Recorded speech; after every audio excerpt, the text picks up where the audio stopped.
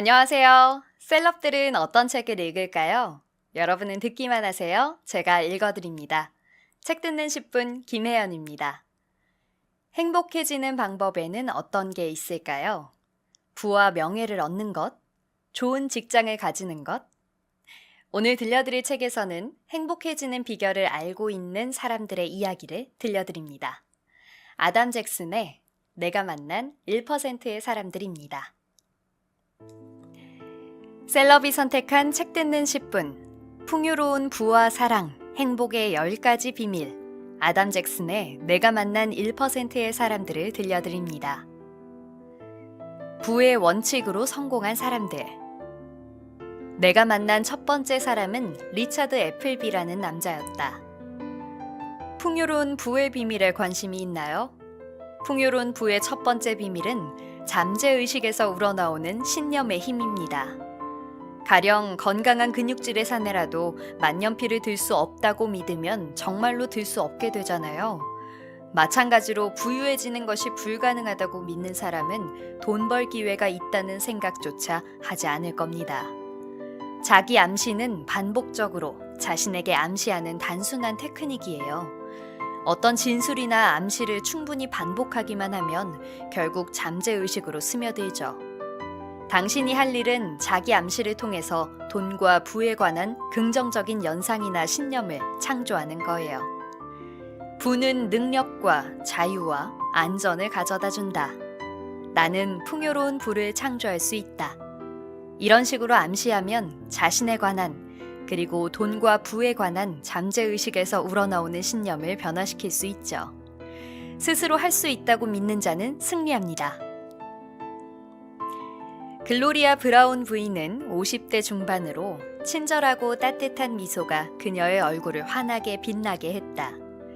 특히 내게 강한 인상을 심어준 비밀은 전문 지식의 힘이었죠. 일반적인 지식은 부를 축적하는 데 별로 쓸모가 없어요. 사람들이 알고 있는 사소한 지식은 돈을 버는 잠재적 능력이나 부를 끌어들이는데 그다지 영향을 끼치지 않죠. 그저 TV에 나오는 퀴즈 대회에 참가하는 데나 쓸모가 있을 뿐이죠. 반면에 전문 지식은 늘 수입을 만들어주죠. 어떤 사업이든 그 사업에 대한 전문 지식이 없다면 성공하기 어렵다는 걸 발견할 수 있을 거예요. 전문 지식 없이 풍요로운 부를 쌓은 사람은 하나도 없어요. 예컨대 세무, 투자, 재무 관리의 전문 지식, 자기가 하는 사업에 대한 전문 지식, 고객의 수요와 요구에 대한 전문 지식이 그것이죠. 다음으로 만난 주디 오먼은 40대 초반의 흑인이었다. 당시 나에게 가장 영향이 컸던 비밀은 바로 지출 통제의 힘이었어요. 얼마나 버는지가 부를 결정하는 것이 아니라 번 돈으로 얼마나 잘 살 수 있느냐가 부를 결정하는 거죠. 풍요로운 부를 체험하는데 수억의 돈은 필요 없어요. 원하는 방식으로 살 수 있는 수단을 갖추기만 하면 좋게요. 만약 풍요로운 부를 창조하고 싶다면 반드시 자신의 수입 일부분을 남겨야 해요. 그 돈으로 투자를 하거나 저축해서 계속 수입을 늘려야 하죠. 어쨌든 수입의 10%를 절약하는 데서 시작하세요. 얼마를 벌든 수입의 90% 안에서 살아가는 거예요. 이것은 단기적으로는 비교적 사치스러운 지출을 포기하는 것이지만 장기적으로는 상당히 가치 있는 일이죠. 풍요로운 부를 원한다면 착실히 쌓아가면서 확고한 기초를 다져야 해요. 명심하세요. 부는 지속적인 수입을 창조하는 것이란 것을. 지속적인 수입을 창조하지 못하면 결국 돈은 고갈되고 말죠. 그러므로 지출을 통제하지 않고서는 풍요로운 부를 창조하거나 유지할 수 없어요. 사랑의 힘을 얻은 사람들. 제럴딘 윌리엄스 부인의 행복과 사랑을 찾기 위한 투쟁은 태어날 때부터 시작되었다. 그녀는 두 발과 한쪽 팔이 없이 어머니의 자궁에서 나왔다. 나의 삶에 가장 큰 충격을 준 비밀은 바로 베품의 힘이었어요. 만약 누군가의 사랑을 받고 싶다면 우리가 해야 할 일은 사랑을 주는 거예요. 사랑은 주면 줄수록 더 많이 받을 수 있어요. 문제는 대부분 사람이 먼저 베풀고 싶어 하지 않는다는 거예요. 우린 받았을 때만 주려고 하고 사랑할 때도 조건으로 하는 경우가 많아요. 진정한 사랑은 조건이 없으며 어떤 보답도 요구하지 않아요. 마음에서 우러나온 선물이 아니면 그건 선물이 아닌 것과 마찬가지예요. 조건을 달아서 베푼 사랑은 사랑이 아닌 거죠. 베품이 가져오는 사랑을 체험하는 가장 좋은 방법은 보답을 바라지 않고 언제 어디서나 친절을 베푸는 것이에요. 상대의 모습이나 하는 일을 칭찬해 보세요. 상대의 얼굴에 미소를 짓게 하는 것은 보답을 바라지 않는 친절이에요. 이것만이 사랑을 퍼뜨린다는 것을 내가 보증하지요. 다음으로 만난 사람은 윌리엄 바크먼이라는 프리랜서 저널리스트였다. 또한 그는 친구와 연인이라는 책을 쓴 베스트셀러 작가이기도 했다. 풍요로운 사랑의 비밀이 내 삶을 완전히 바꾸어 놓았죠.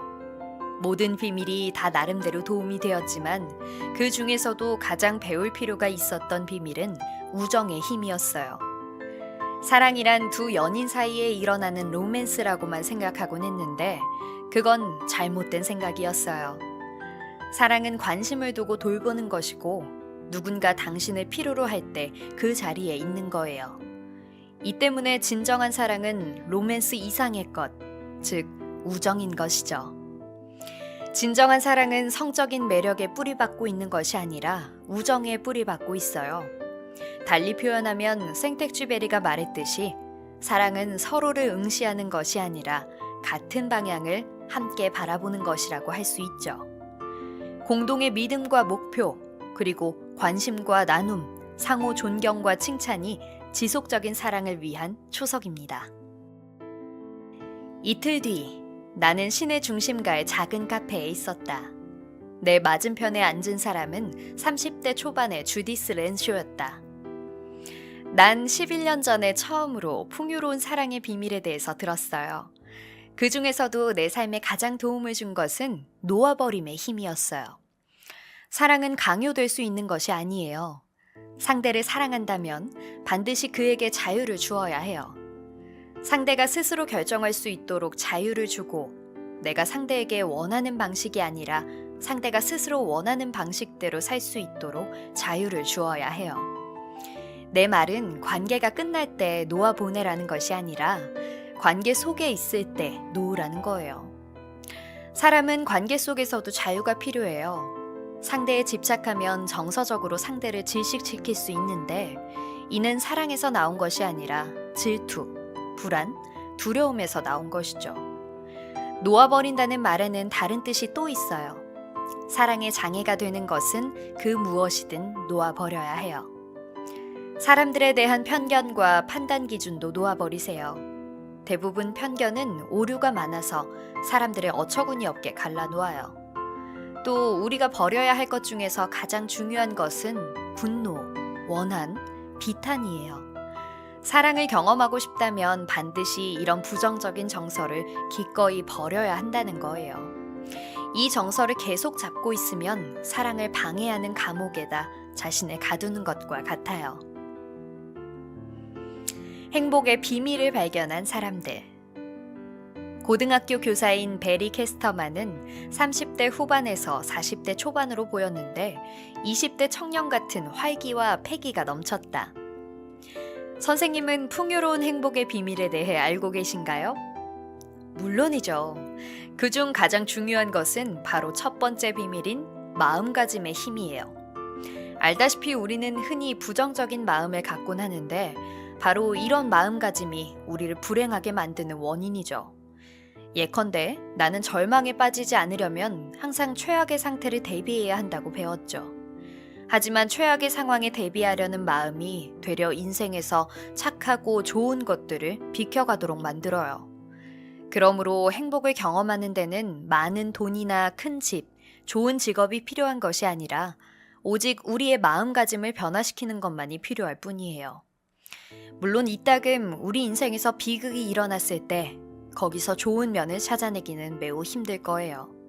하지만 비극을 극복하는 길은 슬픔 속에서도 무언가 긍정적이고 의미 있는 것을 찾아내는 것이죠. 즉, 왜 이런 일이 내게 일어났을까? 라고 묻기보다는 이번 경험을 통해서 무엇을 얻고 배울 수 있을까? 라고 물을 수 있어야 해요. 마음가짐은 우리의 삶을 채색하는 붓이에요. 우리가 원하는 색은 무엇이든 선택해서 채울 수 있어요. 나는 시내 중심가의 한 작은 커피숍에서 에드 한센을 만났다. 그는 작은 아파트에서 혼자 살고 있었다. 한때는 가족과 함께 살았지만 그건 오래전인 술주정을 시작하기 전의 삶이었다. 나의 삶을 구한 것은 관계의 힘이었죠. 만약 내게 어떤 삶의 교훈을 배웠냐고 묻는다면 삶의 질은 바로 관계의 질이다 라는 말을 제일 먼저 하겠어요. 행복의 발단은 우선 자기 자신과의 관계에서 오고 그 다음 우정, 사랑 같은 다른 사람과의 관계에서 오는 거죠. 자신의 문제를 다른 사람과 얘기하고 났을 때 마음이 저절로 편해지는 걸 느낀 적이 있죠. 물론 자신의 문제가 여전히 해결되지 않았을 수도 있지만 어쨌든 조금이라도 좋아졌음을 느낄 수 있죠. 어떤 관계든 문제점이나 마찰은 있기 마련이에요.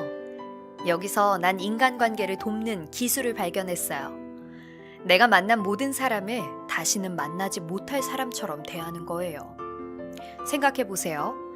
당신이 만난 모든 사람을 마지막으로 보는 사람처럼 대한다면 친구와의 관계, 직장 동료와의 관계, 가족과의 관계, 심지어 낯선 사람과의 관계도 바뀔 수 있겠죠. 다시는 그들을 볼 수 없다면 그들과 잘 지내려고 하지 않을까요? 기분 나쁜 상태에서 헤어지지 않도록 최선을 다하지 않을까요? 많은 사람이 인간관계의 중요성을 몰라요. 그들은 형제, 자매, 부모, 자식과 같은 가장 가까운 관계를 희생하고 있어요. 아울러 자신도 모르게 행복마저 희생시키고 있죠.